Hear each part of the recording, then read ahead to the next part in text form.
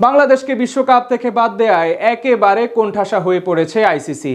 কোনো কুল কিনারাই যেন খুঁজে পাচ্ছে না ক্রিকেটের সর্বোচ্চ নিয়ন্ত্রক এই সংস্থা। একের পর এক দাবি তুলে বসেছে বিসিবি ও পিসিবি, কোনো কিছুতেই যেন না বলার কোনো উপায় নেই আইসিসির। এবার নতুন করে ওয়ানডে বিশ্বকাপ নিয়ে আরও এক আবদার তুলেছে বাংলাদেশ, আর তাতে করে বিশাল সুবিধা পাবে লাল সবুজেরা। ওয়ানডে বিশ্বকাপ নিয়ে বিসিবির নতুন পরিকল্পনাটা শুনবো প্রতিবেদনে। বাংলাদেশকে বিশ্বকাপ থেকে বাদ দিয়ে বড় বিপাকেই পড়েছে আইসিসি। তারা ভেবেছিল নিজেদের ক্ষমতার দাপট দেখিয়ে বাংলাদেশকে দাবিয়ে রাখতে পারবে, কিন্তু তারা ভুলে গেছে এটা আসলে লাল সবুজের বাংলাদেশ। ক্ষমতার দাপট দেখিয়ে এদেরকে দাবিয়ে রাখা যায় না।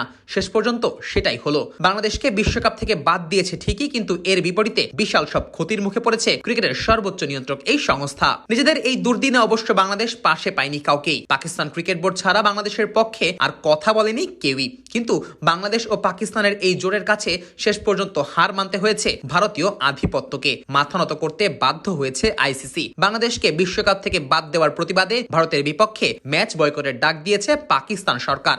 আর এতেই ভিত নড়ে গেছে আইসিসির। কি করবে না করবে সেটাই যেন ভেবে পাচ্ছে না জয় শাহরা। ভারত পাকিস্তানের ম্যাচ না হলে কোটি কোটি টাকার লোকসান হবে আইসিসির। তার থেকে বড় কথা, ব্রডকাস্টাররা বিপক্ষে চলে যাবে, আর সেই লোকসান সামাল দেওয়ার মতো ক্ষমতা এক বিন্দুও নেই আইসিসির। ব্রডকাস্টারদের কাছে কয়েক হাজার কোটি টাকায় সম্প্রচার সত্ত্ব বিক্রি করেছে সংস্থাটি। মূলত ভারত পাকিস্তান ম্যাচকে কেন্দ্র করেই এত বিপুল পরিমাণ অর্থ ঢেলেছে ব্রডকাস্টাররা। আর সেই ম্যাচটা যদি না হয় তাহলে ব্রডকাস্টাররাও বেঁকে বসবে। আর সেই কারণেই তো এখন নমনীয় হতে হয়েছে আইসিসিকে। বাংলাদেশ ও পাকিস্তানের সাথে বসতে হয়েছে আলোচনায়। আইসিসিকে কোণঠাসা করে তাই ফায়দা লোটার সুযোগ পাচ্ছে বিসিবি ও পিসিবি, যাদের খেয়াল খুশি মতো সব আবদার রাখছে আইসিসির কাছে, যেটাকে না করার সুযোগও পাচ্ছে না সংস্থাটি। কেননা বিসিবি ও পিসিবির এসব আবদার মানলেই কেবল পাকিস্তান ভারতের বিপক্ষে ম্যাচে মাঠে নামবে।